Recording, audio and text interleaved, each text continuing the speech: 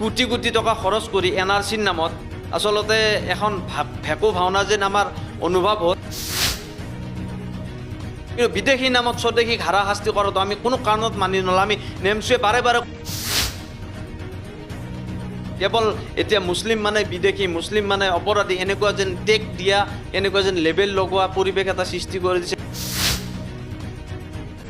পাপৰ ফল হিমন্ত বিশ্ব শৰ্মা ডাঙৰীয়াই কিন্তু ভোগ কৰিব লাগিব, বহুত পাপ কৰি। বিজেপি চৰকাৰখনে ধৰ্মীয় সংখ্যালঘুক নিষেধ কৰাৰ পৰিকল্পনা কৰিছে নেকি? দুখ আৰু পৰিতাপৰ বিষয়, কংগ্ৰেছৰ বহু ভুলৰ বাবে আজি সংখ্যালঘুসকল লাঞ্ছিত হৈছে, বঞ্চিত হৈছে। যেতিয়াই বৰপেটা মেডিকেল কলেজ স্থাপন হৈছিলে বৰপেটাত, তেতিয়াৰ পৰা ফখৰুদ্দিন আলি আহমেদ ডাঙৰীয়াৰ নামেৰে নামকৰণ হোৱা মেডিকেল কলেজখন হঠাৎ কি পৰিৱেশ আহিল যে সেই নামটো সলনি কৰিবলগীয়া হ'ল। তেখেতে হিন্দু আৰু মুছলিমৰ যিটো ৰাজনীতি, সেই ৰাজনীতিটোত কিন্তু অসমৰ মাননীয় মুখ্যমন্ত্ৰী ডক্টৰ হিমন্ত বিশ্ব শৰ্মা ডাঙৰীয়া সফল হৈছে। লোকেল কেণ্ডিডেট আমি নিশ্চিতভাৱে আমি গোৰেশ্বৰৰ কেণ্ডিডেট হ'লে আমি ভাল পাওঁ গোৰেশ্বৰ সমষ্টিৰে, কাৰণ গোৰেশ্বৰৰ বায়ু পানী বতাহৰ লগত মানে হেৰি হোৱা ব্যক্তি আমাক লাগিব। দৰ্শকসকলক স্বাগতম জনাই আৰম্ভ কৰিছোঁ আমাৰ অনুষ্ঠান। আজি আমাৰ মাজত উপস্থিত আছে উত্তৰ পূৰ্বাঞ্চল সংখ্যালঘু ছাত্ৰ সন্থাৰ বিতেৰি অঞ্চলৰ সভাপতি সন্মানীয় হাফিজুল ইছলাম ডাঙৰীয়া। ইছলাম ডাঙৰীয়া, আমাৰ অনুষ্ঠানলৈ আপোনাক আমি স্বাগতম জনাইছোঁ। হয়, নমস্কাৰ, ধন্যবাদ জনাইছোঁ। টাইম 24ৰ যি আজি অনুষ্ঠান, আপোনালোকে অনুষ্ঠান আয়োজন কৰি মোক নিমন্ত্ৰণ জনোৱাৰ বাবে পুনৰবাৰ আপোনালোকক ধন্যবাদ জনাইছোঁ। ইছলাম ডাঙৰীয়া, উত্তৰ পূৰ্বাঞ্চল সংখ্যালঘু ছাত্ৰ সন্থা, এই সংগঠনটোৱে সংখ্যালঘু ৰাইজৰ মাজত বিভিন্ন কাম কাজ কৰি থকা আমাৰ পৰিলক্ষিত হৈছে। এই সংগঠনটোৰ জন্মতে বা ইয়াৰ লক্ষ্য উদ্দেশ্য কি আছিলে? হয়, আমি উত্তৰ পূৰ্বাঞ্চল সংখ্যালঘু ছাত্ৰ সন্থা চমুকৈ নেমচু 2018 চনৰ 26 ডিচেম্বৰ তাৰিখে গুৱাহাটী গ্ৰেণ্ড মেজেষ্টি হোটেলত জন্মগ্ৰহণ কৰিছিলে। তেতিয়াই আমি আমাৰ যি লক্ষ্য আৰু উদ্দেশ্য আছিলে, এডুকেশ্যন, পিচ এণ্ড প্ৰগ্ৰেছ, শিক্ষা, শান্তি আৰু প্ৰগতিৰ ওপৰত আমি কাম কৰিছিলোঁ। আৰু তেতিয়াৰ পৰাই এতিয়ালৈকে আমি ধাৰাবাহিকভাৱে আমাৰ যি সংখ্যালঘুসকলৰ লগতে বিভিন্ন জাতি জনগোষ্ঠীৰ হৈ বিভিন্ন সময়ত আমি ন্যায় নিৰাপত্তাৰ হকে যি আমাৰ অধিকাৰসমূহক লৈ আমি বিভিন্ন সময়ত সংগ্ৰাম কৰিছোঁ। আমি বিভিন্ন সময়ত বিভিন্ন জাতি জনগোষ্ঠীৰ লগত হাতে হাত ধৰি খোজে খোজ মিলাই কেনেকৈ আমি আগুৱাই যাব পাৰোঁ, আমাৰ অঞ্চলবিলাকত যিবিলাক আমাৰ পিছপৰা অঞ্চল, যিবিলাক আমাৰ চৰ অঞ্চল, সেইবিলাকত আমি কেনেকৈ শিক্ষাৰ পোহৰ বিলাব পাৰোঁ, আমি কেনেকৈ শিক্ষাৰ জাগৰণ আনিব পাৰোঁ। আমি বিভিন্ন ঠায়ে ঠায়ে আমি শিক্ষাৰ সজাগতা সভা আমি অনুষ্ঠিত কৰিছোঁ। বিভিন্ন বুদ্ধিজীৱীৰ লগত কথা বতৰা পাতি সেই অঞ্চলসমূহ কেনেকৈ আমি আমাৰ সমাজখন সংস্কাৰ কৰিব পাৰোঁ, এই ক্ষেত্ৰত আমি বিশদভাৱে কাম কৰি আছোঁ। আৰু ভৱিষ্যতৰ দিনতো নিশ্চিতভাৱে যেতিয়ালৈকে আমি আমাৰ সমাজখন শিক্ষাৰ জৰিয়তে যাতে আগবাঢ়ি নাযায়, তেতিয়ালৈকে আমাৰ নেমচুৰ যি লক্ষ্য, যি উদ্দেশ্য, এই উদ্দেশ্য আমি সফল নোহোৱালৈকে আমি নিশ্চিতভাৱে আমি কাম কৰিব লাগিব। কাৰণ আমাৰ লক্ষ্য হৈছে এডুকেশ্যন। আমি শিক্ষাৰ ওপৰত বেছিকৈ গুৰুত্ব দিছোঁ। শিক্ষা অবিহনে এটা জাতি কেতিয়াও বিশ্বৰ দৰবাৰত প্ৰতিষ্ঠা হ'ব নোৱাৰে। আৰু শিক্ষা অবিহনে কোনো এটা অঞ্চল, কোনো এটা জাতি আগুৱাই যোৱাত অসুবিধা হয়, যাৰ কাৰণে আমি শিক্ষাৰ ওপৰত বেছিকৈ গুৰুত্ব দিছোঁ। লগতে আমি যিহেতু আমাৰ কথা হ'ল আমি ইছলাম মানে শান্তি, আপোনালোকে জানে আমি শান্তিৰ ওপৰত কথা কৈছোঁ। আমাক শান্তি লাগে। আমি যিহেতু ভাৰতীয় নাগৰিক হিচাপে আমাৰ যিখিনি শান্তি, আমাৰ যিখিনি অধিকাৰ, আমি অধিকাৰ বা আমি শান্তিক লৈ পেলাই আমি কাম কৰি আছোঁ। আমাৰ যিখিনি শান্তিৰ লগতে আমাৰ যি প্ৰগতি, আমাৰ যি উন্নয়ন, এই উন্নয়নো আমি সমান্তৰালভাৱে আমাৰ হ'ব লাগিব। এই ক্ষেত্ৰতো আমি মাত মাতি আছোঁ, কাম কৰি আছোঁ। অনাগত দিনতো আমি এনেকুৱা নহয় যে আমি কেৱল সংখ্যালঘুৰ কাৰণে কাম কৰি আছোঁ। আমি সংখ্যালঘুৰ লগতে বিভিন্ন জাতি জনগোষ্ঠীক আমি মানে বিভিন্ন সময়ত আমি যি সমস্যাই নহওক তেখেতসকলৰ সমস্যাক লৈ পেলাই মাত মাতাৰ কাৰণে, তেখেতসকলৰ সুখ দুখৰ কাৰণে, আৰু বিভিন্ন ঠাইত যেতিয়াই যি সমস্যাই নহওক কিবা ভাতৃঘাতী সংঘাত হ'লেও আমি শান্তি স্থাপন কৰাৰ ক্ষেত্ৰত আমাৰ যি নেমচুৰ যি অগ্ৰণী ভূমিকা, এই ভূমিকা আজিও আছে, ভৱিষ্যতৰ দিনতো নিশ্চিতভাৱে থাকিব। এতিয়া কথা হ'ল নেমচুৰ দৰেকৈ সংখ্যালঘু ৰাইজৰ মাজত বহুকেইটা সংগঠন আছে। প্ৰতিটা সংগঠনে মানে ডিমাণ্ড কৰে বা দাবী কৰে যে আমিও জাতীয় সংগঠন। তো এই সংগঠনসমূহৰ লক্ষ্য উদ্দেশ্যটো একেটাই, সংখ্যালঘুক ত্ৰাণকৰ্তা হিচাপে প্ৰত্যেকটো সংগঠনে প্ৰতিষ্ঠিত হ'ব বিচাৰিছে। তো তাৰ মাজতে এতিয়া নেমচু আহিলে তো এই সংগঠনসমূহৰ মাজত কাম কৰাত কিছু অসুবিধা হোৱা নাইনে? হয়, চাওক, আপোনালোকে জানে যিহেতু আপুনি প্ৰথমে মোক চিনাকি দিছে যে মই BTC সভাপতিৰ দায়িত্বত আছোঁ। আপোনালোকে জানে এই যিটো BTC অঞ্চল, এই BTC অঞ্চলত ইয়াতে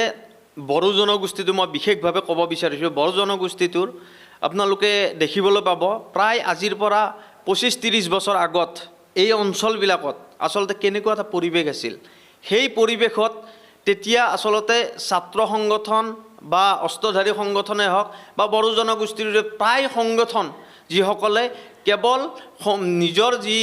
জনগোষ্ঠীটো বড়ো জনগোষ্ঠীটো আগুৱাই নিয়াৰ স্বাৰ্থত যি ধৰণে তেখেতসকলে বিভিন্ন পন্থাৰে বিভিন্ন ধৰণে তেখেতসকলৰ 4-5টা 6টালৈকে তেখেতসকলৰ সংগঠন তেখেতসকলে কাম কাজ কৰি আজি তেখেতসকলৰ BSc চুক্তি হ'ল, তাৰপিছত আপোনাৰ BTC চুক্তি হ'ল, তাৰ 1993 BSc, তাৰ 2003 BTC আৰু যি শেহতীয়াভাৱে 2020 চনত BTR চুক্তি তেখেতসকলে পাবলৈ সক্ষম হৈছিল। তেখেতসকলে কিন্তু অকল এটা ছাত্ৰ সংগঠন বা অকল এটা অস্ত্ৰধাৰী সংগঠনৰে তেখেতসকল শান্ত নাথাকি NDFB বুলি কোৱা যিটো আপোনালোকে জানে অস্ত্ৰধাৰী সংগঠন আছিল, তেখেতসকলৰ 3টা ফেকশ্যন আছিল, কিন্তু লক্ষ্য উদ্দেশ্য কিন্তু তেখেতসকলৰো একেই আছিল, যাৰ কাৰণে তেখেতসকলে সফল হ'বলৈ মানে সময়ৰ গতিত তেখেতসকলে সফল হ'বলৈ সক্ষম হৈছে। আমিও মানে চিন্তা আমাৰো এনেকুৱা এটা বিশ্বাস আছে মনত যে আমাৰ যিবিলাক ছাত্ৰ সংগঠন আছে, অৰাজনৈতিক ছাত্ৰ সংগঠনৰ গণতান্ত্ৰিক সংগঠনসকলৰ যিখিনি কাম কাজ নিশ্চিতভাৱে কৰি আছে। মই কোনো এটা ছাত্ৰ সংগঠনৰ সংখ্যালঘু ছাত্ৰ সংগঠন বহুত আছে, কিন্তু সংখ্যালঘু ছাত্ৰ সংগঠন বহুত থাকিলেও কিন্তু সংখ্যালঘু উত্তৰণৰ স্বাৰ্থত লক্ষ্য আৰু উদ্দেশ্য কিন্তু এটাই, লক্ষ্য উদ্দেশ্য এটাই। মই যিখিনি কথা আপোনাক আগৰ সেইখিনিতে ক'লোঁ যে আমি শিক্ষাৰ জৰিয়তে আমি আগবাঢ়িব লাগিব। শিক্ষা অবিহনে আমাৰ জাতিটো কেতিয়াও আগুৱাই নাযায়। শিক্ষাৰ লগতে শান্তি, তাৰপিছত প্ৰগতি, বিভিন্ন ধৰণে আমি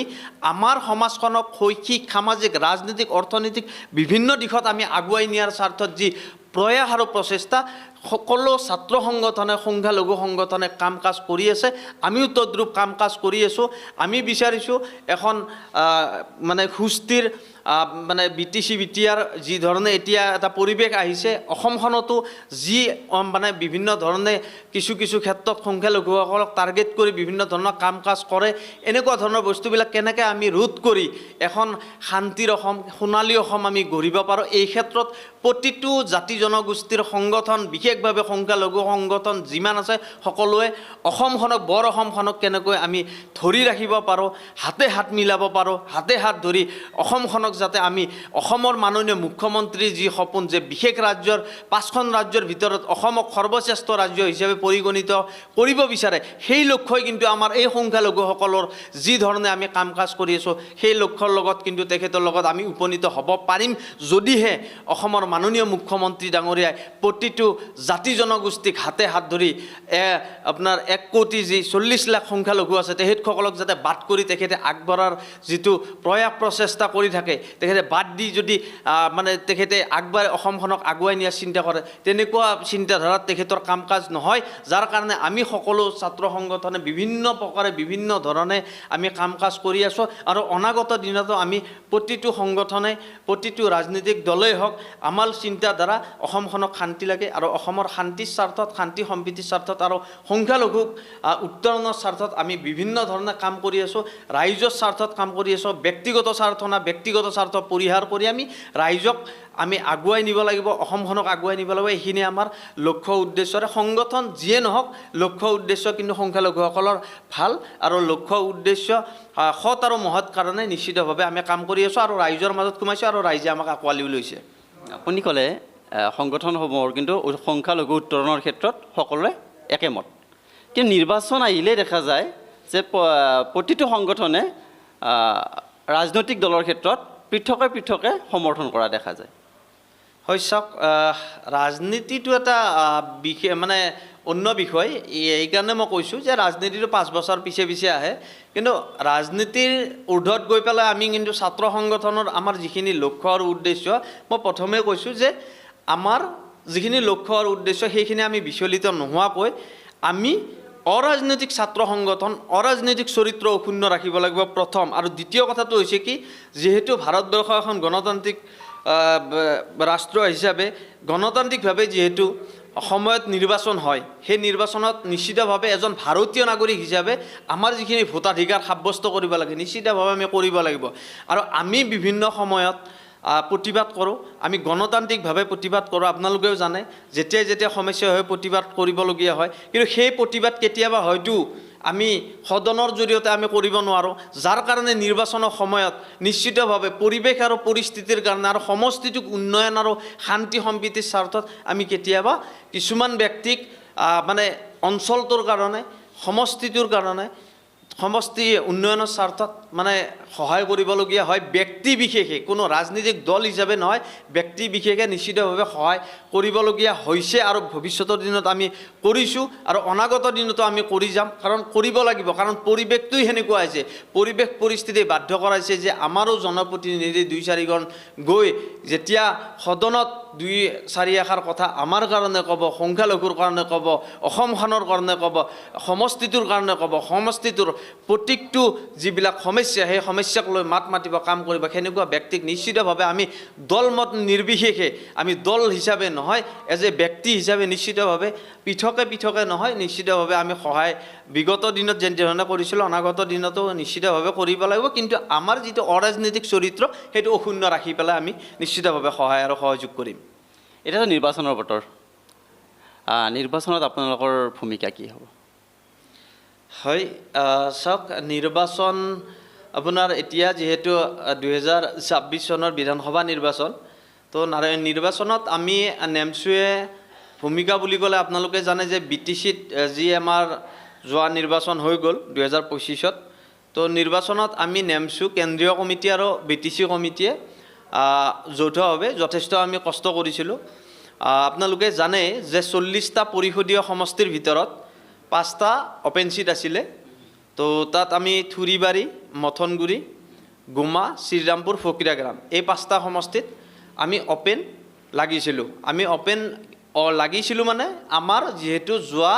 প্ৰমোদ বড়োৰ নেতৃত্বাধীন যিখন চৰকাৰ আছিল তাত এজনো আমাৰ পাৰিষদ নাছিলে, মানে নমিনেটেড MCLও নাছিলে, যাৰ কাৰণে যোৱা 5টা বছৰত আমাৰ কোনো ধৰণৰ হয়তো যি ধৰণে উন্নয়ন হ'ব লাগিছিল হয়তো সেই ধৰণে উন্নয়ন বা যি ধৰণে আমাৰ সমস্যাসমূহ আমাৰ অধিকাৰসমূহৰ কথা ক'ব লাগিছিল সেনেকুৱা যিহেতু পাৰিষদ নাছিলে, যাৰ কাৰণে আমি যথেষ্ট কষ্ট কৰি যোৱা পৰিষদীয় নিৰ্বাচনত আমি 4জনকৈ MCLA পাবলৈ আমি সক্ষম হৈছোঁ। আমি তাত দল হিচাপে নহয়, আমি যিজন যোগ্য ব্যক্তি সেই যিজন যোগ্য ব্যক্তি সেইজন হয়তো BPFৰো হ'ব পাৰে বা অন্য দলৰো হ'ব পাৰে, সেনেকুৱা ব্যক্তি চাই পেলাই কিন্তু আমি তাত যথেষ্ট কাম কৰিছিলোঁ, দিন ৰাত একাকাৰ কৰি কিন্তু আমি আমাৰ যিখিনি কৰণীয় আমাৰ সেই কৰণীয়ত কিন্তু আমি ক'তো ক্ৰুটি নাৰাখি আমি কিন্তু 4জনকৈ MCLA পাবলৈ সক্ষম হৈছোঁ। কিন্তু খুব সুন্দৰ এটা প্ৰচেষ্টা আছিল আৰু নেমচু BTC কমিটি যথেষ্ট এক গুৰুত্বপূৰ্ণ ভূমিকা লৈছিলোঁ আৰু নিশ্চিতভাৱে এইবাৰো যে নলম তাৰ ব্যতিক্ৰম নহয়, এইবাৰো আমি BTC কমিটিয়ে স্পষ্টভাৱে কৈছোঁ। এতিয়াও এই আজি আপোনালোকৰ এই অনুষ্ঠানৰ জৰিয়তে মই BTC প্ৰধান মই হাগ্ৰামা মহিলাৰী ডাঙৰীয়াকো আহ্বান জনাইছোঁ আৰু প্ৰমোদ বড়ো ডাঙৰীয়াক বিৰোধীত থকা তেখেতসকলকো আহ্বান জনাইছোঁ। আপোনালোকক আমি দৃষ্টিগোচৰ কৰি আছে সংখ্যালঘু ৰাইজে, যিহেতু ইয়াতে আপোনাৰ BTCত আমি ছেকেণ্ড লাৰ্জেষ্ট মাইনৰিটিসকল, তো এতিয়ালৈকে আমি গম পাই আছোঁ যে প্ৰমোদ বড়ো ডাঙৰীয়াই 15টা সমষ্টিত তেখেতসকলে টিকেট দিব বুলি পাৰ্টি ঘোষণা কৰিব বুলি শুনি আছোঁ। কিন্তু তাৰ লগতে সমান্তৰালভাৱে BPF দলে যিহেতু 11টা সমষ্টিত আপোনাৰ তেখেতসকলে প্ৰতিদ্বন্দ্বিতা কৰিব, 11টাৰ ভিতৰত তেখেতসকলে যদি অন্ততঃ 2টা সমষ্টিটো মাইনৰিটিসকলক যদি তেখেতসকলে ক'ৰবাত নহয় ক'ৰবাত গুৰুত্ব দিছে, বিগত নিৰ্বাচনৰ যদি তেখেতসকলে ভাল ফল তাতকৈ বেছি ভাল ফল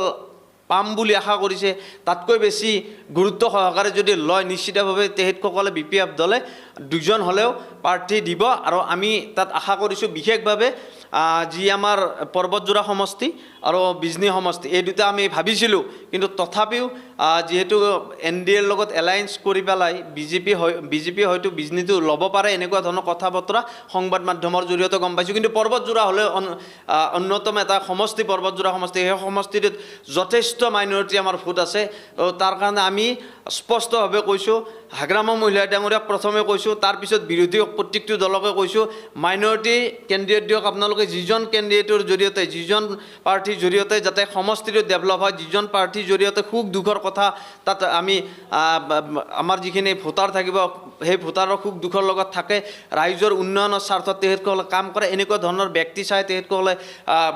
প্ৰাৰ্থী দিয়ক। নিশ্চিতভাৱে আমি নেমচুৱে BTC কমিটিয়ে স্পষ্টভাৱে কৈছোঁ, আমি তাত সহায় কৰিম, সহযোগ কৰিম, স্পষ্টভাৱে কৈছোঁ। দল হিচাপে নহয়, ব্যক্তি হিচাপে এইবাৰ আমি আকৌ এক মানে আমি আমাৰ যি ভূমিকা, নেমচুৰ যি ভূমিকা, এই ভূমিকা কিন্তু আমি আকৌ পালন কৰিবলৈ গৈ আছোঁ। যিহেতু বৰ্তমান ৰোজাৰ মাহ চলি আছে, আপোনালোকে জানে, হয়তো ৰোজাৰ কাৰণে আমি সাংগঠনিক কাম কাজ কিছু আমি কৰিব পৰা নাই। তো ঠায়ে ঠায়ে আমাৰ যিবিলাক জিলা কমিটি, আঞ্চলিক কমিটিবিলাক আছে, তেখেতসকলে ইফতাৰ আয়োজন চলি আছে, ইফতাৰ ৰোজাখানা, ইফতাৰ পাৰ্টিবিলাক চলি আছে খুব সুন্দৰভাৱে। ঈদৰ পিছে পিছে আমি আমাৰ যি মিছন, এই মিছন আমি আৰম্ভ কৰিম। কিন্তু যেনেকৈ কি নহওক, আমি বিচাৰিছোঁ BTCত অন্ততঃ যেনেকৈ আমি যোৱা নিৰ্বাচনত 4জনকৈ আমি প্ৰতিনিধি পাবলৈ সক্ষম হৈছোঁ, এইবাৰো আমি যাতে বিধানসভাত অন্ততঃ দুজন নহ'লেও এজন হ'লেও প্ৰতিনিধি আমি বিধানসভাত পঠিয়াব পাৰোঁ BTCৰ পৰা। তাৰ কাৰণে কিন্তু আমি অপ্ৰাণ চেষ্টা চলাম নিশ্চিতভাৱে। আৰু এই আজি আপোনালোকৰ জৰিয়তে, সংবাদ মাধ্যমৰ জৰিয়তে স্পষ্টভাৱে হাগ্ৰামা মহিলা ডাঙৰীয়া আৰু প্ৰমোদ বড়ো ডাঙৰীয়াক আহ্বান জনাইছোঁ, মাইনৰিটি কেণ্ডিডেট দিয়ক। যদিহে আপোনালোকৰ মাইনৰিটিৰ ভোট লাগে, অনাগত দিনত যদি মাইনৰিটিৰ ত্ৰাণকৰ্তা হিচাপে আপোনালোকে কাম কৰিব বিচাৰে, কথাৰে নহয়, আপোনালোকে কামেৰে যদি চিন্তা চৰ্চা কৰিছে, নিশ্চিতভাৱে আপোনালোকে প্ৰাৰ্থী দিয়ক, যোগ্য প্ৰাৰ্থী দিয়ক। যে দিব লাগে কাৰণে দিছোঁ, এনেকুৱা ছিষ্টেম যাতে আপোনালোকে নহয়, নকৰে, সেইটোৰ কাৰণে মই বিশেষভাৱে দুটা দলৰ যি আমাৰ BPF দলৰ হাগ্ৰামা মহিলাৰী আৰু UPPL দলৰ প্ৰমোদ বড়ো ডাঙৰীয়াক বিনম্ৰভাৱে নেমচু BTC কমিটিৰ তৰফৰ পৰা আহ্বান জনাইছোঁ। আপোনালোকে যদি মাইনৰিটি কেণ্ডিডেট নিদিয়ে তেতিয়াহ'লে কি ভূমিকা? হয় চাওক, মাইনৰিটি কেণ্ডিডেট দিয়াটো আমি বিচাৰিছোঁ। আৰু যদি মাইনৰিটি কেণ্ডিডেট নিদিয়ে, নিশ্চিতভাৱে আমি আমাৰ এটা এনেকুৱা ছিষ্টেম আমি নিশ্চিতভাৱে তৈয়াৰ কৰিব লাগিব, যিজন ব্যক্তিক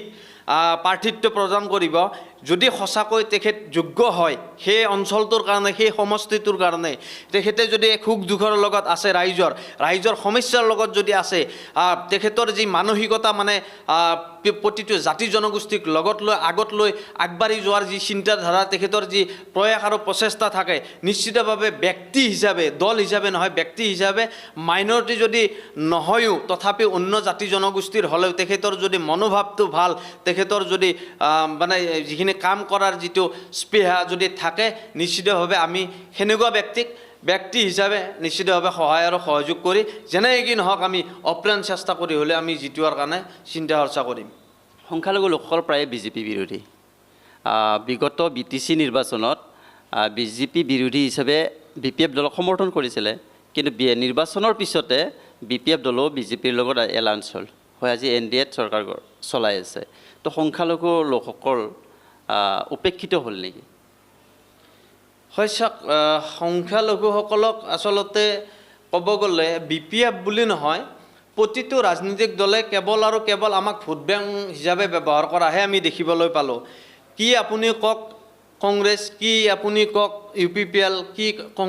আপোনাৰ UIDF, কি কওক আপুনি BPF, প্ৰত্যেকটো দলেই কেৱল আৰু কেৱল সংখ্যালঘুসকলক মানে ভোট বেংক হিচাপে ব্যৱহাৰ কৰা যেন অনুভৱ হৈছে। কিয়নো আপোনালোকে জানে, যোৱা BTC নিৰ্বাচনত আপোনাৰ 80% সংখ্যালঘুসকলে হিয়া উজৰি ভোট দিয়াৰ পিছত BPFক, তাৰ পিছতে তেখেতসকলে চৰকাৰ গঠন কৰিলে 28জনকৈ, তেখেতসকলক পাৰিষদ জয়ী হোৱাৰ পিছত আকৌ NDAত গৈ তেখেতসকলে চৰকাৰ NDAত যাবলগীয়া হ'ল, বা তেখেতসকলে গ'ল। যোৱাৰ পিছত তেখেতসকলৰ যি চিন্তাধাৰা, তেখেতসকলৰ যি মানে কথা বতৰা, আচলতে এনেকুৱা লাগে যে কেৱল আৰু কেৱল আমাৰ BTC নিৰ্বাচনৰ সময়ত আমাক সংখ্যালঘুসকলক ভোট বেংক হিচাপেহে ব্যৱহাৰ কৰিলে নেকি, ভোট লৈ ভোটত জয় হৈ পেলাই আচলতে আকৌ BJP দলে কেৱল আৰু কেৱল সংখ্যালঘুসকলক টাৰ্গেট কৰি, কেৱল আৰু কেৱল সংখ্যালঘুসকলক নিক্ষেপ কৰাৰ যিবিলাক ষড়যন্ত্ৰ কৰি থকা দলটোৰ লগত আচলতে BPF দলটোৱে চামিল হোৱাটো আচলতে ক'ৰবাত নহয় ক'ৰবাত বৌদ্ধিক মহলত, ক'ৰবাত নহয় ক'ৰবাত মানে শিক্ষিত সমাজক আচলতে ভাবিবলৈ বাধ্য কৰিছে যে আচলতে অনাগত দিনত সংখ্যালঘুসকলৰ চিন্তাধাৰা আচলতে কেনেকুৱা হ'ব এই বিধানসভা নিৰ্বাচনক লৈ, আৰু বিশেষভাৱে BTCক লৈ এনেকুৱা ধৰণৰ বিভিন্ন প্ৰশ্নৰ উদয় হৈ আছে। আৰু সেনেকুৱা সময়ত যদি BPF দলে যদি এক ভাল মানে মনোবৃত্তি লৈ পেলাই এক ভাল পজিটিভ থিংকিং লৈ পেলাই যদি ৰাইজৰ মাজত সংখ্যালঘুসকলৰ মাজত যাব বিচাৰে নিশ্চিতভাৱে সংখ্যালঘুসকলক কিবা এটা যাতে এজন প্ৰতিনিধি হ'লেও দুজন প্ৰতিনিধি হ'লেও পঠোৱাৰ ব্যৱস্থা কৰিব পাৰে সেনেকুৱা ধৰণৰ যদি চিন্তা চৰ্চা কৰে নিশ্চিতভাৱে আকোৱালি লোৱাৰ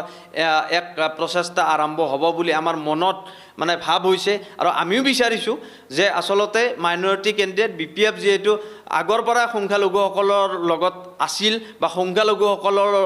লগত BPF থকাৰ কাৰণেই BTC নিৰ্বাচনত জয়ী হৈছে সেইখিনি আকৌ যদি তেখেতসকলে দেখুৱাব পাৰে তেখেতসকলে মনৰ পৰা ল'ব পাৰে সংখ্যালঘুসকলক সেই প্ৰচেষ্টা প্ৰয়াস কিন্তু তেখেতসকলৰ থাকিব লাগিব নহ'লে কেৱল আৰু কেৱল ফুটুকাৰ ফেনত পৰিণত হ'ব এই অহা 26ৰ নিৰ্বাচনত আমি যিমান দূৰ ভাবি আছোঁ আমি যিমানখিনি বুজি আছোঁ বৌদ্ধিক মহলত চলি আছে চৰ্চাত আছে NDAৰ লগত চামিল হোৱাৰ কাৰণে BPF দলটো আচলতে কি হ'বলৈ গৈ আছে কেনেকুৱা হ'ব এই বিষয়বিলাক চলি আছে আলোচনা চলি আছে যিহেতু এতিয়ালৈকে প্ৰাৰ্থী ঘোষণা কৰা নাই মই সন্মানীয় যি আমাৰ BPF দলৰ BPF প্ৰধান হাগ্ৰামা মহিলাৰী ডাঙৰী আছে তেখেতক আহ্বান জনাইছোঁ অতি শীঘ্ৰে যাতে এই বিষয়টো এই 11টা সমষ্টিৰ ভিতৰত অন্তত এজনৰ পৰা দুজন যাতে প্ৰতিনিধি বিধানসভাত পঠিয়াব পাৰি সেই বিষয়টো যদি তেখেতে গুৰুত্ব সহকাৰে লয় তেতিয়াহ'লে নিশ্চিতভাৱে গম পাম যে BPF দলটো কেৱল মুছলমানৰ কামকৰ্তা হিচাপে মুখত নহয় আচলতে প্ৰকৃতাৰ্থত কাম কৰি আছে বুলি আমাৰ অনুভৱ হ'ব বিজেপি দলটোৱে কিন্তু সংখ্যালঘু লোকৰ মাজতো কাম কাজ কৰা দেখা পোৱা যায়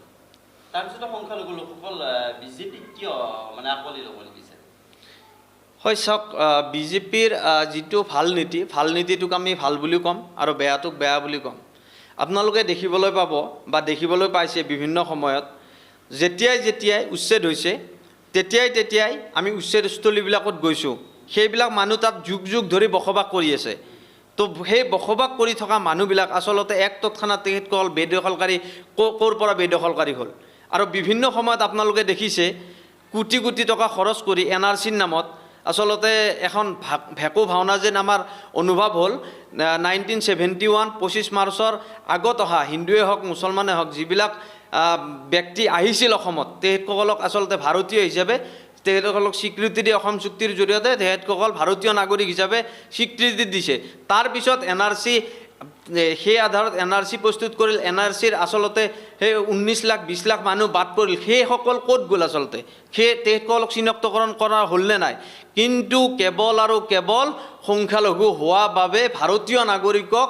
বিদেশী সজোৱা হৈ ডিজেগনেশ্যন কেম্পত পঠোৱাৰ ব্যৱস্থা যিবিলাক ষড়যন্ত্ৰ বিভিন্ন সময়ত চলি আছে তাৰ কাৰণে আমি বিভিন্ন সময়ত আমি মাত মাতি আছোঁ যিবিলাক আচলতে আমি কৈছোঁ ক'ৰবাত যদি ভাৰতীয় নাগৰিকৰ বাদে যদি আপোনালোকে বিদেশী দেখিছে এই য'ৰ পৰা নাহক বাংলাদেশৰ পৰা নাহক পাকিস্তানৰ পৰা নাহক য'ৰ পৰা আহিছে বিদেশী আমাৰ দৃষ্টিত বিদেশী বিতৰণ কৰক তাত ক'বলগীয়া নাই কিন্তু বিদেশী নামত স্বদেশীক হাৰাশাস্তি কৰাটো আমি কোনো কাৰণত মানি নলওঁ আমি নেমচুৱে বাৰে কৈছোঁ আমি এই ক্ষেত্ৰত আমি দিল্লীত গৈ আমি প্ৰতিবাদ কৰিছোঁ ৰাষ্ট্ৰপতি মহোদয়ক আমি স্মাৰক পত্ৰ দিছোঁ আমাৰ কথা স্পষ্ট আমি ভাৰতত বিদেশীমুক্ত হোৱাটো বিচাৰোঁ ভাৰতবৰ্ষ বিদেশীমুক্ত হওক অসম বিদেশীমুক্ত হ'ব লাগে কিন্তু বিদেশীৰ নামত লেবেল লগাই বাৰে ৰাজনীতি কৰাটো কিন্তু সঁচাকৈ আমি দুৰ্ভাগ্যজনক বুলি কৈছোঁ আৰু ইয়াৰ লগতে আপোনালোকে দেখিছে যে বিভিন্ন সময়ত সন্দেহযুক্ত নাগৰিকক মানে ঘৰৰ পৰা উঠাই তেখেতসকলক বিদেশী সজাই তেখেতসকলক ক'ত পঠাই আছে ন' মেন লেণ্ডছত পঠাই আছে য'ত মানুহ থকাৰ পৰিৱেশ নাই যি পুছবেক কৰাৰ ছিষ্টেম তেখেতসকলৰ এইবিলাক কথাই আচলতে কোনো কাৰণত এখন সভ্য সমাজৰ কাৰণে আচলতে গ্ৰহণযোগ্য হ'ব নোৱাৰে যাৰ কাৰণে দুখ অনুভৱ কৰিছোঁ আৰু বিভিন্ন সময়ত সেইকাৰণে চৰকাৰখনক আমি ধিক্কাৰ জনাইছোঁ সেইটো সময়ত আমি গৰিহণা জনাইছোঁ আৰু আপোনালোকে জানে সিদিনা আজি 2 পৰা 3 দিন হ'ল আপোনাৰ মডেল কোড অফ কণ্ডাক্ট লগাৰ আগমুহূৰ্ততে আপোনালোকে জানে যে আপোনাৰ পলাকবাৰীৰ ওচৰত বিভিন্ন স্থানত উচ্ছেদ চলাইছে আচলতে এনেকুৱা কি পৰিৱেশ আহিল তাত যে উচ্ছেদ চলাবই লাগে এই 2-3 দিন আগত এনেকুৱা কি পৰিৱেশ আছিল ৰোজাৰ দিনত মানুহখিনি তাত খোৱা লোৱা থকাৰ পৰিৱেশ নাই পবিত্ৰ ৰমজান মাহ চলি আছে এনেকুৱা মুহূৰ্তত যদি এনেকুৱা ধৰণৰ চিন্তাধাৰা হয় সেই চৰকাৰখনক আপোনালোকে কি ধৰণে আকোৱালি ল'ব আমি যেতিয়াই চৰকাৰখনে কিবা ভাল পদক্ষেপ লৈছে সেইটোত আমি সহযোগ কৰিছোঁ তেখেতসকলে কৈছে যে ড্ৰাগছ বিৰোধী যিটো অভিযান তাত আমি নিশ্চিতভাৱে সহায় কৰিছোঁ সহযোগ কৰিছোঁ গো মাংসৰ ক্ষেত্ৰত তেখেতসকলে কিবা 7 কিলোমিটাৰ বেসাৰদত তেখেতসকলে নিষিদ্ধ কৰাৰ যিটো বা তেখেতসকল চলোৱাৰ যিটো প্ৰচেষ্টা সেইখিনিতো আমি বিল আনিছে বিল পাছ কৰিছে তাতো ক'বলগীয়া নাই তেখেতসকলৰ যিখিনিলৈকে মানে আমি পাৰিছোঁ সহায় কৰিছোঁ সহযোগ কৰিছোঁ কিন্তু বিভিন্ন সময়ত সংখ্যালঘুসকলকে মানে বলিৰ পথা সজোৱাৰ নিচিনা পৰিৱেশ কৰিব সংখ্যালঘুসকলে কি কাৰণত কি পৰিৱেশ হ'ল যে ভাৰতীয় নাগৰিককে বাৰে বাৰে টাৰ্গেট কৰি ল'ব টাৰ্গেট কৰি লৈ উচ্ছেদ চলাব তাৰপিছত আপোনাৰ বিভিন্ন ধৰণে হাৰেছমেণ্ট কৰিব মাদ্ৰাছা বন্ধ কৰি দিলে যি মাদ্ৰাছাত আপোনাৰ মানে জেনেৰেল শিক্ষাও মানে চলিছিল সেনেকুৱা মাদ্ৰাছা বহু মাদ্ৰাছা মানে বন্ধ কৰি দিছে এইবিলাক কথা কেতিয়াও গ্ৰহণযোগ্য হ'ব নোৱাৰে এখন কল্যাণকামী ৰাষ্ট্ৰৰ কাৰণে যিহেতু ভাৰতবৰ্ষ এখন গণতান্ত্ৰিক ৰাষ্ট্ৰ তো ইয়াতে ভাৰতে যিহেতু সংবিধান দিছে সংবিধানৰ ভাৰতীয় সংবিধানৰ গণ্ডিত থাকি পেলাই তেখেতসকলে কথাবিলাক নকয় কেৱল আৰু কেৱল সাম্প্ৰদায়িক কথা বতৰা কয় কেৱল এতিয়া মুছলিম মানে বিদেশী মুছলিম মানে অপৰাধী এনেকুৱা যেন টেক দিয়া এনেকুৱা যেন লেবেল লগোৱা পৰিৱেশ এটা সৃষ্টি কৰি দিছে এই পৰিৱেশ এই কথা বতৰাক আমি নেমচুৱে বাৰে বাৰে তেতিয়াৰ পৰা আমি এতিয়ালৈকে প্ৰতিবাদ কৰি আছোঁ আমাৰ যি অধিকাৰ আমাৰ যি ন্যায্য প্ৰাপ্তিৰ কাৰণে আমাৰ যি সংগ্ৰাম চলি আছে ভৱিষ্যতৰ দিনতো চলি থাকিব মুখ্যমন্ত্ৰী আহিছে আজি আহিছে কালি গুচি যাব মুখ্যমন্ত্ৰী চকীখন পাৰ্মানেণ্ট পৈতৃক সম্পত্তি নহয় তেখেতৰ যে তেখেতেই সৰ্বকালৰ কাৰণেই যে তেখেতে কেৱল আৰু কেৱল মানে মুখ্যমন্ত্ৰী হৈ থাকিব এইজন মুখ্যমন্ত্ৰী খুব বেছি আৰু যদি থাকে 5 বছৰ থাকিব তাতকৈ বেছি নাথাকিব তাৰপিছততো এতিয়া যদি ৰাতি চলি আছে ৰাতিৰ পিছত কিন্তু সংখ্যালঘুসকলৰ দিন আহিবলৈ বেছি দিন নাই আৰু দিন হ'লে কিন্তু তেতিয়া কি হ'ব মুখ্যমন্ত্ৰী ডাঙৰীয়াৰ যিবিলাক তেখেতে কাম কাজ কৰিছে সেইবিলাক কাম কাজৰ ফল কিন্তু এই পাপৰ ফল হিমন্ত বিশ্ব শৰ্মা ডাঙৰীয়াই কিন্তু ভোগ কৰিব লাগিব বহুত পাপ কৰিছে যেন আমাৰ অনুভৱ হৈছে যি সংখ্যালঘুসকলক যেনেকুৱা পৰিৱেশ আমি ঠায়ে ঠায়ে দেখিছোঁ উচ্ছেদৰ সময়ত যেনেকুৱা পৰিৱেশত মানুহ থাকিবলগীয়া হৈছে স্কুলীয়া ছাত্ৰ ছাত্ৰী কিতাপ কানি বাচ্চা খোৱা লোৱাৰ পৰিৱেশৰ পৰা যিবিলাক এক মানে দুখ লগা পৰিৱেশ সেই পৰিৱেশৰ পৰা আচলতে সেই মুখ্যমন্ত্ৰীজনে কিমান মানে গৰিহণা খাইছে কিমান পাপ কৰিছে সেই কথাখিনি তেখেতে নিশ্চিতভাৱে সময়তে এইবিলাক আহি যাব মই সেইকাৰণে কৈছোঁ এটা কথা যে দিনৰ পিছত ৰাতিৰ পিছত কিন্তু দিন হয় সেইটো মুখ্যমন্ত্ৰী ডাঙৰীয়া ভাবি থোৱা উচিত জানি থোৱা উচিত চৰকাৰ আজি আছে কালি নাই চৰকাৰ যিহেতু এনেকুৱা নহয় যে এই চৰকাৰখন সৰ্বকালৰ কাৰণে এই চৰকাৰখনে বিজেপি চৰকাৰখনে থাকিব চৰকাৰ নিশ্চিতভাৱে সময় চেঞ্জ হ'ব আৰু সময় চেঞ্জ হোৱাৰ লগে লগে কিন্তু সেই পৰিৱেশটো আহি আছে নিশ্চিতভাৱে ইয়াৰ যোগ্য প্ৰত্যুত্তৰ সভ্য সমাজ আৰু শিক্ষিত সমাজে নিশ্চিতভাৱে আগন্তুক এই 26 নিৰ্বাচনত যোগ্য প্ৰত্যুত্তৰ দিব বুলি আমি অনুভৱ কৰিছোঁ বিজেপি চৰকাৰখনে ধৰ্মীয় সংখ্যালঘুক নিষেধ কৰাৰ পৰিকল্পনা কৰিছে নেকি হয় চাওক বিভিন্ন এতিয়া আপুনি যদি চাই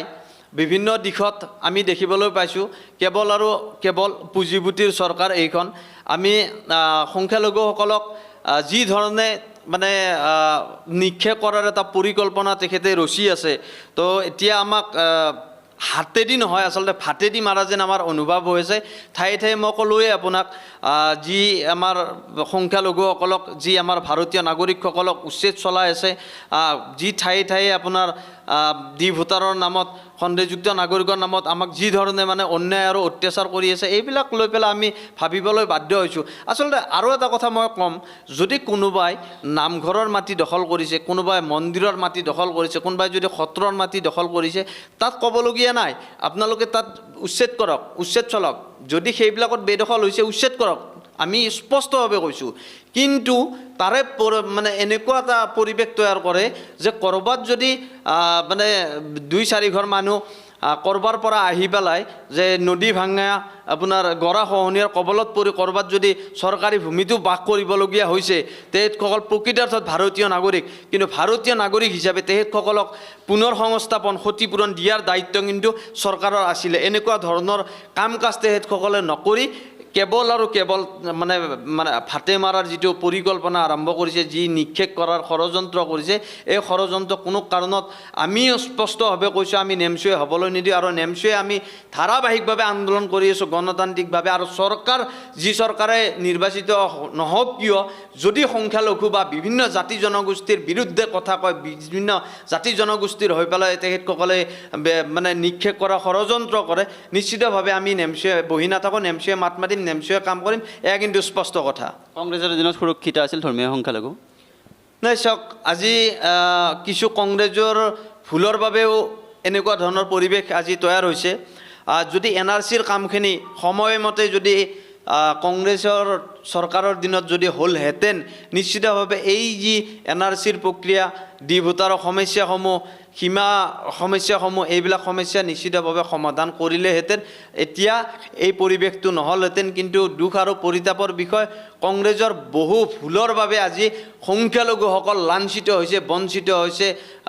মানে প্ৰতাৰিত হৈছে খুব দুখ লগা বিষয় সেইকাৰণে আমি কৈছোঁ যে কেৱল আৰু কেৱল ধৰ্মীয় সংখ্যালঘুসকলক কেৱল আৰু কেৱল টাৰ্গেট কৰি লৈ নিক্ষেপ কৰাৰ ষড়যন্ত্ৰ কৰিছে আৰু আমি এইটো কোনো কাৰণত হ'বলৈ নিদিওঁ এয়া কিন্তু স্পষ্ট কথা আৰু বিভিন্ন সময়ত আমি ভোট বেংক হিচাপেহে ব্যৱহাৰ হ'লোঁ ভোট বেংক হিচাপে ব্যৱহাৰ হৈ আমি কেৱল ভোটটো দিছোঁ আমাৰ উন্নয়ন নাই আমাৰ সমস্যাৰ কথা কোৱা মানুহ নাই আমাৰ সমাধান কৰাৰ কোনো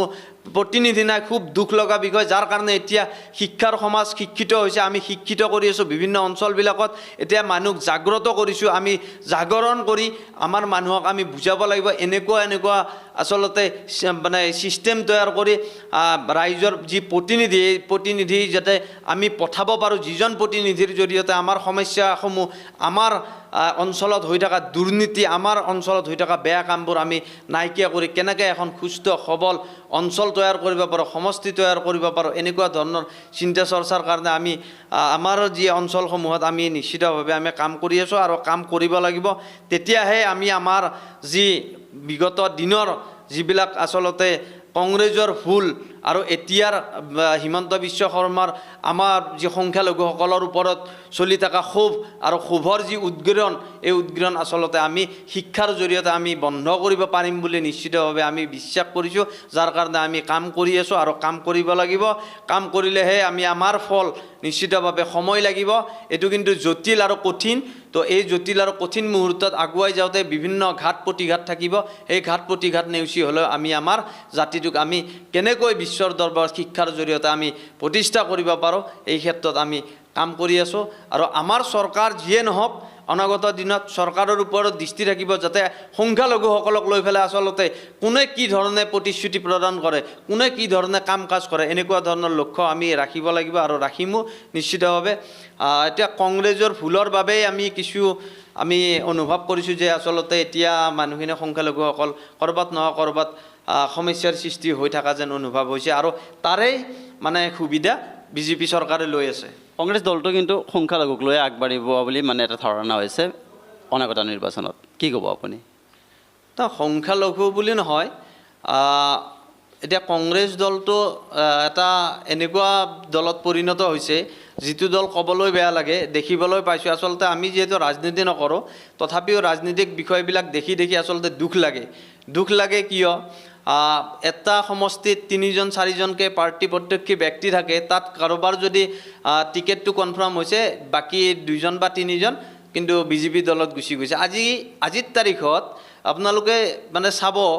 যে ৰাজনীতি বোলা বস্তুটো সেই যিটো মূল্যবোধৰ ৰাজনীতি সেই ৰাজনীতি এতিয়া নাই এতিয়া ৰাজনীতিটো আছে কেৱল আৰু কেৱল স্বাৰ্থলোভী কেৱল আৰু কেৱল সাম্প্ৰদায়িক এতিয়া কেৱল আৰু কেৱল মানে এনেকুৱা এটা পৰিৱেশ দলবাগৰা ৰাজনীতি আমি দেখিবলৈ পাইছোঁ কিন্তু সেই পৰিৱেশত আচলতে সমষ্টিৰ কি উন্নয়ন হ'ব আৰু সমষ্টিৰ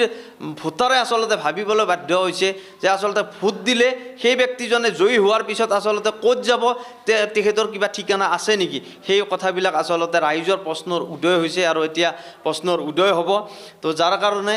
এতিয়া আমি ভাবিছোঁ যে বিজেপি চৰকাৰ হওক কংগ্ৰেছ চৰকাৰ হওক কংগ্ৰেছৰ হৈ বহু কাম কৰিলে বিজেপিৰ হৈ বিভিন্নজনে বহু কাম কৰিলে কিন্তু আমাৰ কথা হ'ল কি কংগ্ৰেছে কওক চাই বিজেপি কওক বিজেপি বহু আমাৰ বিভিন্ন ঠায়ে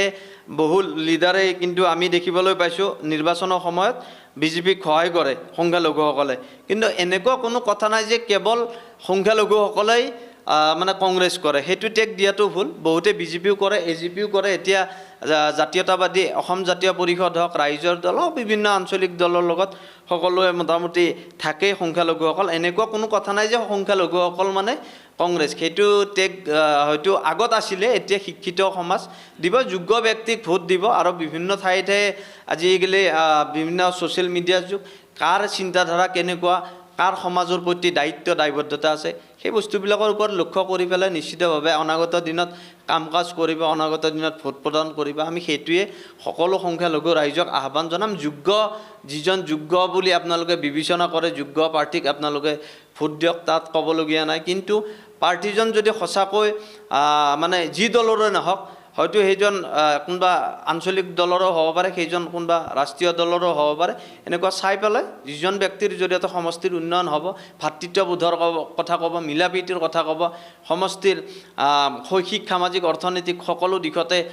ৰাস্তা ঘাট, স্কুল কলেজৰ পৰা যিবিলাক সমস্যা এইবিলাক লৈ পেলাই মাত মাতিব, কাম কৰিব, সেনেকুৱা প্ৰতিশ্ৰুতি প্ৰদান কৰা ব্যক্তিক আপোনালোকে ভোট দিয়ক। তাত আমি নিশ্চিতভাৱে নেমচুৱে যিখিনিলৈকে সহযোগ কৰিব লাগে অঞ্চলবিলাকত সমস্যাবিলাক লৈ পেলাই আমি নিশ্চিতভাৱে আমি মাত মাতিম, আমিও কাম কৰিম, আমিও আহ্বান জনাম যাতে এখন সুস্থ সবল চৰকাৰ গঠন হয়। সেইটোৱে আমি আমাৰ ফালৰ পৰা আশা থাকিব। সময়ে সময়ে মুখ্যমন্ত্ৰীগৰাকীয়ে ধৰ্মীয় সংখ্যালঘুসকলৰ ক্ষেত্ৰতো কিছু মানে মন্তব্য আগবঢ়ায় যে খিলঞ্জীয়া অখিলঞ্জীয়া, খিলঞ্জীয়া যিখিনি গৰীয়া মৰীয়া এইখিনি মোৰ লগত আছে, তেনেকুৱা এটা বক্তব্য আগবঢ়ায়। কি ক'ব আপুনি? এই বক্তব্যই সংখ্যালঘু ৰাইজৰ কি এটা ভাঙোনৰ কাৰণে চেষ্টা কৰিছে নেকি মুখ্যমন্ত্ৰীগৰাকীয়ে? হয়, চাওক, মোৰ নাম চৈয়দ হাফিজুল ইছলাম। মই যিহেতু আপোনালোকে জানে নেমচু মই BTC কমিটিৰ সভাপতিৰ দায়িত্বত আছোঁ। মই এজন গৰীয়া ল'ৰা। প্ৰথম কথা, দুখ আৰু পৰিতাপৰ বিষয়। আপুনি যদি চাই, প্ৰায় সৰ্বানন্দ সোণোৱাল চৰকাৰৰ দিনতে গৰীয়া জনগোষ্ঠীটোৰ কাৰণে আপোনাৰ 100 কোটি টকা ধাৰ্য কৰিছিল বিধানসভা বাজেটত। সেই 100 কোটি টকাটো আচলতে আজিৰ তাৰিখত ক'ত গ'ল? গৰীয়া মানুহখিনিক জৰীপ কৰিব লাগিছিল। জৰীপ কৰাৰ কাৰণে বিভিন্ন গৰীয়া জনগোষ্ঠীয় সংগঠনসমূহে লাগি আছে, কিন্তু আজিলৈকে গৰীয়াসকলক মানে জৰীপ কৰিল নেকি, কি পৰ্যায়ত আছে সেই বিষয়বিলাক কিন্তু আচলতে আমি প্ৰশ্নৰ অৱতৰণ হৈ থাকে বিভিন্ন সময়ে সময়ে। আৰু তাৰ লগতে আপুনি চাব 126টা যি সমষ্টি আছে, এই 126টা সমষ্টিৰ ভিতৰত অসমৰ মাননীয় মুখ্যমন্ত্ৰী ডাঙৰীয়াই গৰীয়াক ইমান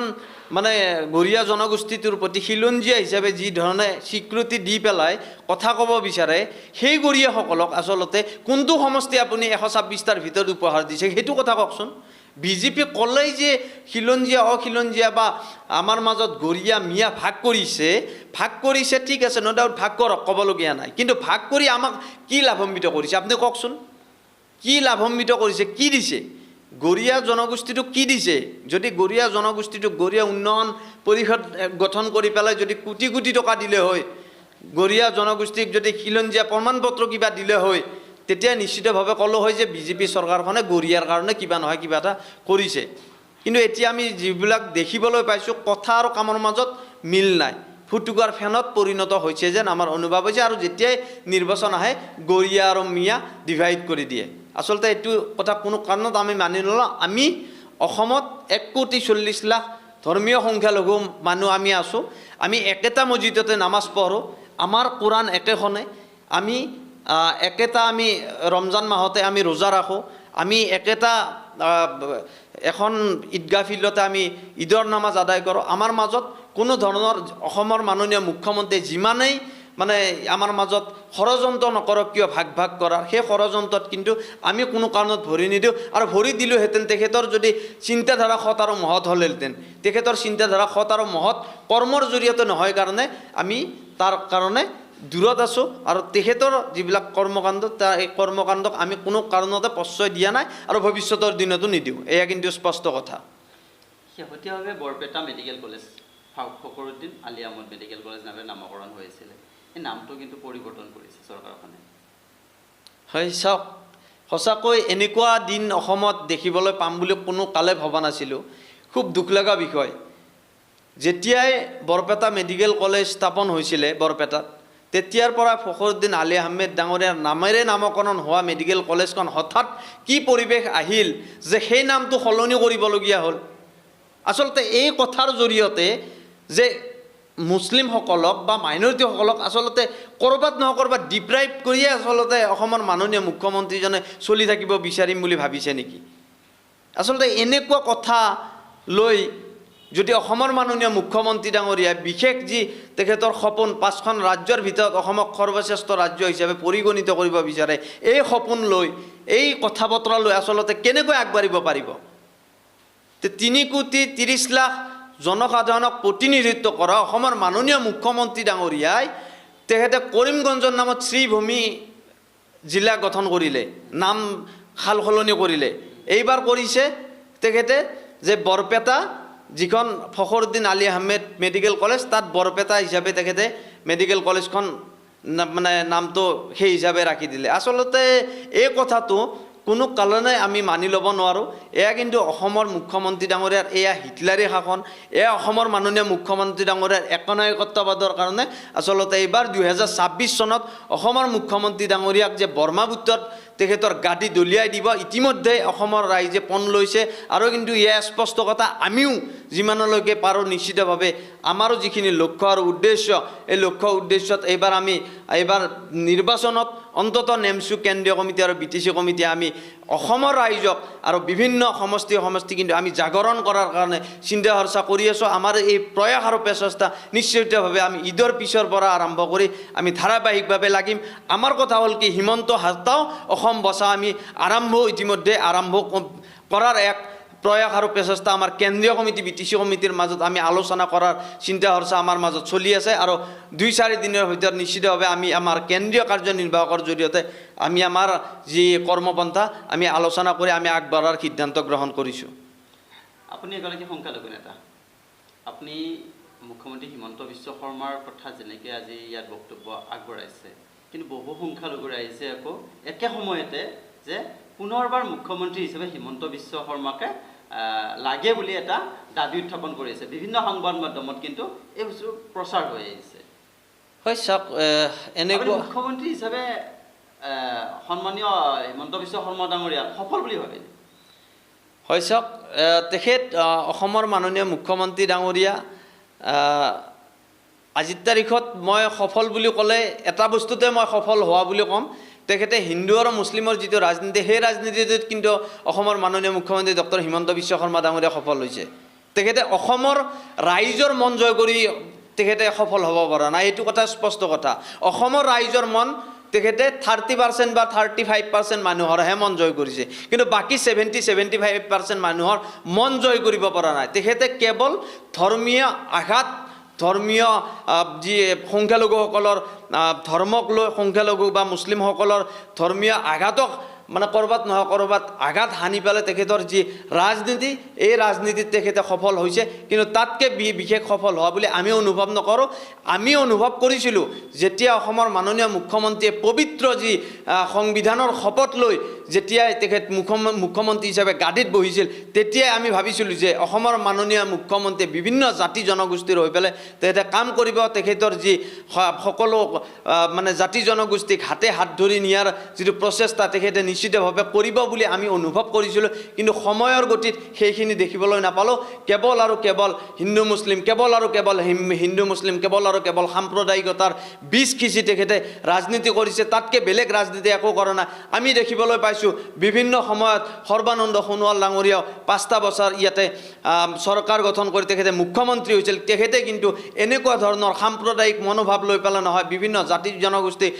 তেখেতে যি বৰাক ব্ৰহ্মপুত্ৰ পাহাৰ ভৈয়ামক লগত লৈ একাকাৰ কৰি পেলাই তেখেতৰ যি চিন্তা আৰু কাম কাজ তেখেতে যি খুব সুন্দৰভাৱে চৰকাৰ চলাইছিল। কিন্তু তেনেকুৱা ব্যক্তিৰ জৰিয়তে আচলতে অসমখন যে আগবাঢ়ি যাব, আমি সেনেকুৱা ব্যক্তিক আচলতে নিশ্চিতভাৱে আমি সহায় কৰাৰ বা সহযোগ কৰাত কোনো কুণ্ঠবোধ নাথাকে। কিন্তু অসমৰ মাননীয় মুখ্যমন্ত্ৰী ডাঙৰীয়াক সফল বুলি ক'লে আজিৰ তাৰিখত আমি যদি কওঁ, তেতিয়াহ'লে ক'ব লাগিব হিন্দু আৰু মুছলিমৰ যিটো এই কাৰ্ড খেলিলে, এইটোতে এই সাম্প্ৰদায়িক ৰাজনীতিটোতে তেখেতে সফল হৈছে। তাতকৈ বেলেগ সফল বুলি মই আজিৰ তাৰিখত নেমচুৰ মই মজিয়াৰ পৰা স্পষ্টভাৱে ক'ব পাৰোঁ, তেখেত সফল মুখ্যমন্ত্ৰী নহয় বুলি মই স্পষ্টভাৱে কৈছোঁ। আপুনি ক'ব বিচাৰে নেকি মুখ্যমন্ত্ৰী হিমন্ত বিশ্ব শৰ্মা অকল হিন্দু নেতা? হয় চাওক, হিন্দু নেতা বুলি ক'ব বিচাৰিলেও এটা কথা স্পষ্ট যে হিন্দু বুলি কথা নাই। আমি যিহেতু এইখন ভাৰতবৰ্ষত সকলোৱে ভাৰতীয়, তাৰপিছত আমি অসমীয়া হিচাপে অসমৰ মুখ্যমন্ত্ৰীজন কেৱল হিন্দু, কেৱল সংখ্যালঘু বা মুছলিম এই কথা বতৰাবিলাকক আমি আচলতে বিশ্বাসী নহয়, হিন্দু মুছলিম বিশ্বাসী নহয়, আমি বিশ্বাসী অসমীয়া, আমি বিশ্বাসী আমাৰ অসমৰ লগত জাতীয় জীৱনৰ লগত যিবিলাক ব্যক্তি অসমখনক ভাল পায়, বিভিন্ন ধৰণে অৱদান দি গৈছিল, অসমখনক যি সোণালী অসম গঢ়াৰ কথা কৈছিল, অসমখনক বৰ অসম গঢ়াৰ কথা কৈছিল, তেনেকুৱা ব্যক্তিৰ তেনেকুৱা মনোভাৱৰ ব্যক্তিকেহে আমি কিন্তু আচলতে মুখ্যমন্ত্ৰী হিচাপে বা হিমন্ত বিশ্ব শৰ্মা হিচাপে আমি ভাল পাওঁ। কোনো হিন্দুত্ববাদী, কোনো মুছলিম বা মৌলবাদীৰ যদি এনেকুৱা ব্যক্তি থাকে, সি যিয়ে নহওক, সি হিন্দুৰে হওক, সি মৌলবাদী মুছলমানৰে হওক, আমি কোনো কাৰণত প্ৰশ্ৰয় নিদিওঁ। আমাৰ চিন্তাধাৰা স্পষ্ট কথা, আমাৰ কথা হ'ল কি সদায় গণতান্ত্ৰিক, আৰু গণতান্ত্ৰিক কথা বতৰাৰে যাতে আমি অসমখনক আমি আগুৱাই নিব পাৰোঁ, গণতান্ত্ৰিক চিন্তাধাৰাৰে যাতে অসমখনক এক বৰ অসম গঢ়িব পাৰোঁ, এনেকুৱা ব্যক্তিৰ জৰিয়তেহে আমি কিন্তু এই ধৰণৰ কথা বতৰা হিন্দু মুছলমান বোলা বিষয়টো যাতে কমপ্লিটলি আমি বন্ধ কৰিব পাৰোঁ, সেনেকুৱা ব্যক্তিক আচলতে আমি ইয়াতে নিৰপেক্ষ ব্যক্তিক আমি কেনেকৈ শাসনৰ গাদীত বহুৱাব পাৰি, এই ক্ষেত্ৰত আমি চিন্তা কৰিব লাগিব। অকল যে হিন্দুৰ নেতা, সেনেকুৱা ধৰণৰ হিন্দুৰ নেতা হৈ তেখেতে কেৱল হিন্দুৰ হৈ কাম কৰিছে নেকি, নে হিন্দুসকলক তেখেতে কিবা এক্সট্ৰাকৈ কিবা দিছে, হিন্দুসকলক লৈ পেলাই তেখেতে কেৱল ৰাজনীতি কৰিছে, কিন্তু ৰাজনীতি কৰিছে, ভালে ৰাজনীতি কৰিছে, তেখেতে হিন্দুক লৈ পেলাই তেখেতসকলে কিবা বস্তু বয় বস্তুৰ কিবা মূল্য বৃদ্ধি ক'ৰবাত কমাই দিছে নেকি, সেইটো কথা আপোনালোকে কওকচোন। এইটোতো কোনো কাৰণত তেখেতে যাৰ যি আপোনাৰ যিটো ছিষ্টেমত অসমখনৰ মূল্য বৃদ্ধি হওক বা কি যিয়ে নহওক, যি সমস্যাই নহওক, প্ৰতিটো সমস্যাই কিন্তু সকলোকে অসমীয়া হিচাপে চুই গৈছে। ইয়াতে যে অকল মাইনৰিটিৰে সমস্যা হৈছে বা ধৰ্মীয় সংখ্যালঘুৰে সমস্যা হৈছে বা হিন্দুৰে সমস্যা হৈছে, সেনেকুৱা কথা নহয়, সকলোৰে সমস্যা হৈছে। অসমত যেতিয়া সমস্যা হৈছে, কা আন্দোলনৰ পৰা আৰম্ভ কৰি সেই সমস্যাটো আমি নিশ্চিতভাৱে ভাগ লৈছিলোঁ, সেনেকুৱা ধৰণৰ বিভিন্ন কথা বতৰা আছে। তো পৰৱৰ্তী সময়ত নিশ্চিতভাৱে অসমৰ মাননীয় মুখ্যমন্ত্ৰীৰ কলা অধ্যয়বিলাক নিশ্চিতভাৱে আমি ক'ব লাগিব আৰু কোৱাৰ প্ৰয়োজন আছে। আৰু আমি বিচাৰোঁ এজন ভাল যোগ্য ব্যক্তি, যিজনৰ জৰিয়তে অসমখনক এক বৃহৎ অসম হিচাপে গঢ়িব পাৰোঁ, সকলো হিন্দু মুছলিম সকলোৱে এটা ছাতিৰ তলতে আমি আহিব পাৰোঁ, থাকিব পাৰোঁ, যি আমাৰ থকা খোৱাৰ পৰিৱেশ এটা গঢ়িব পাৰোঁ, মুক্ত মানে বিচৰণ কৰিব পাৰোঁ, ঘূৰিব পাৰোঁ, সেই পৰিৱেশটো আমাক লাগে। সেই পৰিৱেশটো আমি কিন্তু অসমত বিচাৰোঁ, আৰু এই পৰিৱেশটো নিবিচাৰোঁ কেৱল হিন্দু কেৱল মুছলমান, এইটো কিন্তু নিবিচাৰোঁ। আৰু সেইটো হিমন্ত বিশ্ব শৰ্মাৰ জৰিয়তে হৈ আছে। আচলতে কেৱল হিন্দুৰ নেতা হিচাপে দেখাব বিচাৰে, কিন্তু হিন্দুত্বক কি কৰি দিছে সেইখিনি কথা কিন্তু প্ৰত্যেকজন হিন্দু ব্যক্তিয়ে, প্ৰত্যেকজন সনাতনী হিন্দুৱে কিন্তু এই কথাখিনি হৃদয়ংগম কৰি আছে। আচলতে হিমন্ত বিশ্ব শৰ্মাৰ পৰা মুখৰ ফুলজাৰিৰ বাদে বাকী একো পোৱা নাই। হিন্দুত্ব হিচাপে যে এক্সট্ৰা কিবা পালে হয়, নিশ্চিতভাৱে ক'লে হয় যে হিন্দুসকলে কিবা এটা পাইছে, কিন্তু একো নাই, ফুটুকাৰ ফেনত বাদে বেলেগ একো নাই, আমি যিখিনি দেখিবলৈ পাইছোঁ। মুখ্যমন্ত্ৰী হিচাপে আপুনি সৰ্বানন্দ সোণোৱাল নে হিমন্ত বিশ্ব সমৰ্থন? সমৰ্থন কৰিবলগীয়া বিশেষ নাই আৰু আছে। তো যিখিনি হিমন্ত বিশ্ব শৰ্মা ডাঙৰীয়াৰ কাৰ্যকাল সেইখিনিও চালোঁ আমি যোৱাকালিলৈকে, আৰু তাৰপিছত তাৰে বিগত 5 বছৰত আমি সৰ্বানন্দ সোণোৱালকো চালোঁ। তো সৰ্বানন্দ সোণোৱাল ডাঙৰীয়াৰ যিখিনি ভূমিকা, তো সেইখিনি আচলতে প্ৰতিটো জাতি জনগোষ্ঠীক লগত লৈ আগত লৈ পেলাই যোৱাৰ যি প্ৰচেষ্টা আছিলে, তো সেইখিনিক আমি সদায় নতশিৰে মানি ল'ব লাগিব। তেখেতৰ চিন্তাধাৰাক লৈ পেলাই আমি আছোঁ। আৰু নেক্সট আপোনাৰ হিমন্ত বিশ্ব শৰ্মা ডাঙৰীয়া সাম্প্ৰদায়িক ৰাজনীতিক আমি কোনো কাৰণত প্ৰশ্ৰয় দিব নোৱাৰোঁ, যাৰ কাৰণে আমি হিমন্ত বিশ্ব শৰ্মা ডাঙৰীয়াৰ যিবিলাক আচলতে সমাজ বিৰোধী, যিবিলাক জাতিগত বিৰোধী চিন্তা, সেই চিন্তাক আমি মানে তেখেতৰ মানে বিৰোধিতা কৰোঁ। তেখেতে ব্যক্তি হিচাপে হিমন্ত বিশ্ব শৰ্মা ডাঙৰীয়াক মই ভাল পাওঁ ব্যক্তি হিচাপে, কিন্তু তেখেতৰ কৰ্মকলাপ যিবিলাক সেইবিলাকক কিন্তু মই কোনো কাৰণত যিবিলাক সমাজ বিৰোধী সেইবিলাকক কিন্তু আমি গ্ৰহণ কৰিব নোৱাৰোঁ বা নামানো। আপোনাৰ সৈতে বহু কথা আমি পাতিলোঁ। হয়। শেষত দুটা প্ৰশ্ন আপোনালৈ আছে। আপোনাৰ গৃহ জিলা তামোলপুৰ, এই তামোলপুৰ জিলাত দুটাকৈ বিধানসভা সমষ্টি আছে। এই সমষ্টিৰ দুটাত নেমচুৰ ভূমিকা কি হ'ব অনাগত নিৰ্বাচনত? শস্যক যিহেতু মই গোৰেশ্বৰৰে হয়, তামোলপুৰ জিলা মোৰ গৃহ জিলা। তো আমাৰ লক্ষ্য উদ্দেশ্যৰ ভিতৰতে মই গোটেই কথাখিনি কৈছোঁৱে যে আমি এটা অৰাজনৈতিক ছাত্ৰ সংগঠন, তথাপিও আমি অসম লগতে BTC বা আমাৰ যি গোৰেশ্বৰ বা তামোলপুৰ এই দুটা সমষ্টিত আমি এক দৃষ্টিকোণৰ পৰা আমি লক্ষ্য কৰি আছোঁ যে যোৱা 5টা বছৰত ইয়াতে আমি 5টা বছৰ নহওঁতেই আপোনাৰ যি ডিলিমিটেশ্যন হ'ল, আমাৰ আগতে পূৰ্বৰ ৰঙিয়া সমষ্টিৰ বিধায়ক সন্মানীয় ভৱেশ কলিতা ডাঙৰীয়া আছিলে, তেখেতে প্ৰতিনিধিত্ব কৰিছিলে দুটাকৈ কাৰ্যকাল কৰাৰ পিছত কিন্তু তেখেতৰ যিটো এই শেহতীয়া কাৰ্যকালত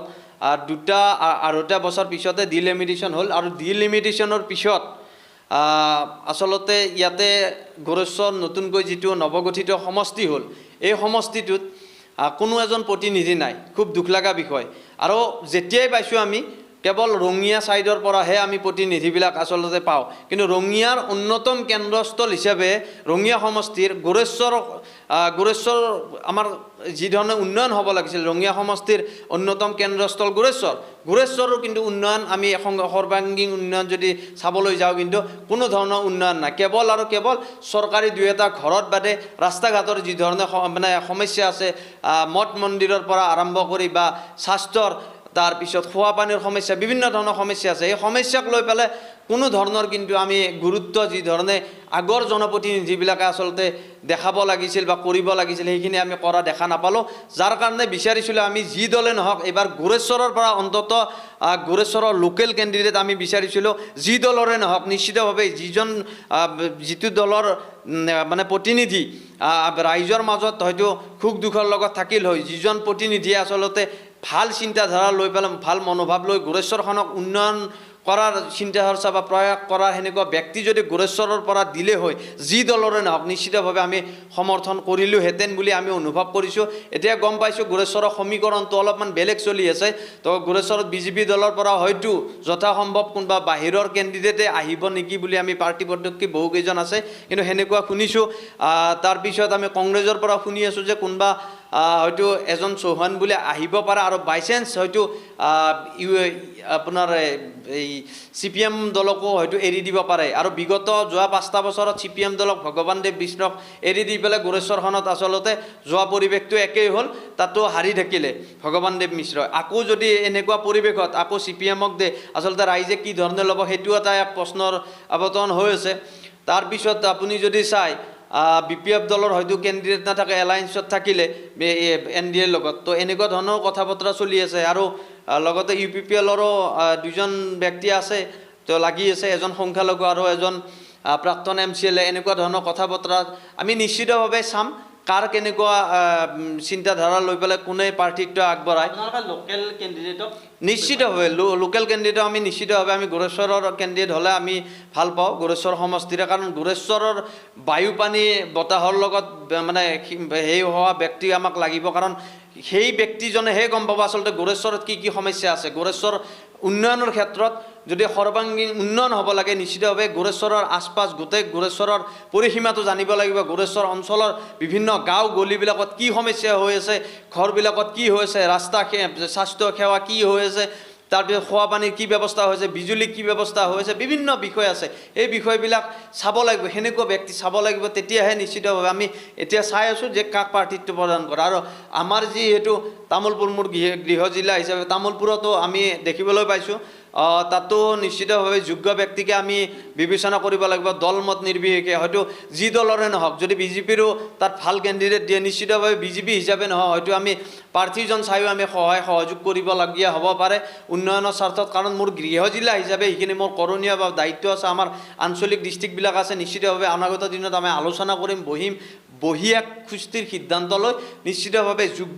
যোগ্য ব্যক্তিক আমি বিধানসভালৈ পঠিয়াই সমষ্টিসমূহৰ উন্নয়নৰ স্বাৰ্থত আমি এক বলিষ্ঠ ভূমিকা আমি নেমছোঁ কেন্দ্ৰীয় কমিটি BTC কমিটি আৰু বিশেষভাৱে আমি তামোলপুৰ জিলা কমিটি আৰু বিভিন্ন আঞ্চলিক কমিটিয়ে যৌথভাৱে আমি এক প্ৰচেষ্টা আৰম্ভ কৰি ঈদৰ পিছত নিশ্চিতভাৱে আমি যোগ্য প্ৰতিনিধি গোৰেশ্বৰ আৰু বিশেষভাৱে তামোলপুৰৰ পৰা আমি পঠোৱাৰ চিন্তা কৰি আছোঁ আৰু নিশ্চিতভাৱে সেইখিনি আমি আমাৰ যি চিন্তা আমাৰ যি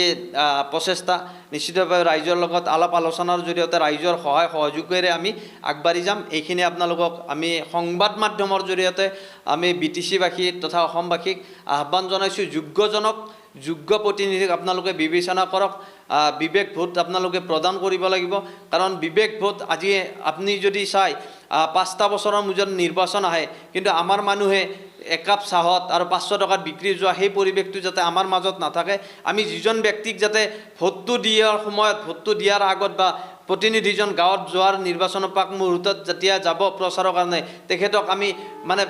তেখেতৰ যিবিলাক প্ৰতিশ্ৰুতি সেই প্ৰতিশ্ৰুতিবিলাক আমি বান্ধি ল'ব পাৰিব লাগিব তেখেতক আমি কথা দিব লাগিব যে আপুনি জয়ী হোৱাৰ পিছত আমাৰ হৈ কি কৰিব আমাৰ এইখিনি সমস্যা আপুনি কৰিব নে নপৰে সেইখিনি আমি জবাবদিহি তেওঁলোকক কৰিব লাগিব সেনেকুৱা ব্যক্তিৰ জৰিয়তে আপোনালোকে সমষ্টিবিলাক উন্নয়নৰ স্বাৰ্থত আপোনালোকে ভোটদান প্ৰদান কৰক বিবেক ভোট প্ৰদান কৰক এইটোৱে নেমছোঁ মই BTC কমিটিৰ তৰফৰ পৰা মই আহ্বান জনাইছোঁ আৰু অনাগত দিনত আমাৰ নিশ্চিতভাৱে আলাপ আলোচনা হ'ব কেন্দ্ৰীয় কমিটি আছে BTC বিভিন্ন জিলা কমিটি আছে আঞ্চলিক কমিটি সকলোৰ লগত এক গুৰুত্বপূৰ্ণ আলোচনাৰ জৰিয়তে আমি ৰাজনৈতিক সিদ্ধান্ত যিহেতু আমি অৰাজনৈতিক ছাত্ৰ সংগঠন আমি ৰাজনৈতিকভাৱে নল'লে অন্ততঃ সমষ্টি ৱাইজত বিশেষভাৱে কিছু সমষ্টিত আমাৰ এক গুৰুত্বপূৰ্ণ এক বলিষ্ঠ ভূমিকা আমি নিশ্চিতভাৱে অগ্ৰণী ভূমিকা ল'ম বুলি আমি অনুভৱ কৰিছোঁ বা আমি কাম কৰিম একেবাৰে শেষত এটা শব্দতে এটা প্ৰশ্ন আপোনালৈ ৰাজনীতিত কেতিয়া আহিব হয় চাওক ৰাজনীতি যিহেতু ইয়াতে ৰাজনীতি বুলি কোৱাৰ লগে লগে কিন্তু বহু কথা জড়িত হৈ থাকে ৰাজনীতিৰ প্ৰেক্ষাপটত এই মুহূৰ্তত একো ভাবা নাই এইকাৰণে ভাবা নাই কাৰণ ৰাজনীতিটো যিটো দেখিছোঁ লুটি বাগৰা ৰাজনীতিয়ে মূল্যবোধৰ ৰাজনীতি নাই তথাপি পৰৱৰ্তী সময়ত নিশ্চিতভাৱে যদি মন মগজু সুস্থ থাকে মন মগজুৰ লগতে বিবেকক সুধি নিশ্চিতভাৱে পৰিৱেশ পৰিস্থিতি বা বিভিন্ন শিক্ষাবিদ বিভিন্ন ৰাজনীতিবিদ বা বিভিন্ন বুদ্ধিজীৱীৰ লগত আলাপ আলোচনাৰ জৰিয়তে নিশ্চিতভাৱে হয়তো পৰৱৰ্তী সময়ত কিবা সিদ্ধান্ত গ্ৰহণ কৰিম কিন্তু এতিয়া নহয় পৰৱৰ্তী সময়ত নিশ্চিতভাৱে যদি প্ৰয়োজনবোধ হয় তেতিয়াহে দৰ্শকসকলক ধন্যবাদ জ্ঞাপন কৰিছোঁ আৰু আজি আমাৰ অনুষ্ঠানৰ পৰা আমি বিদায় মাগিছোঁ চাই থাকিব টাইম 24 নৰ্থ ইষ্ট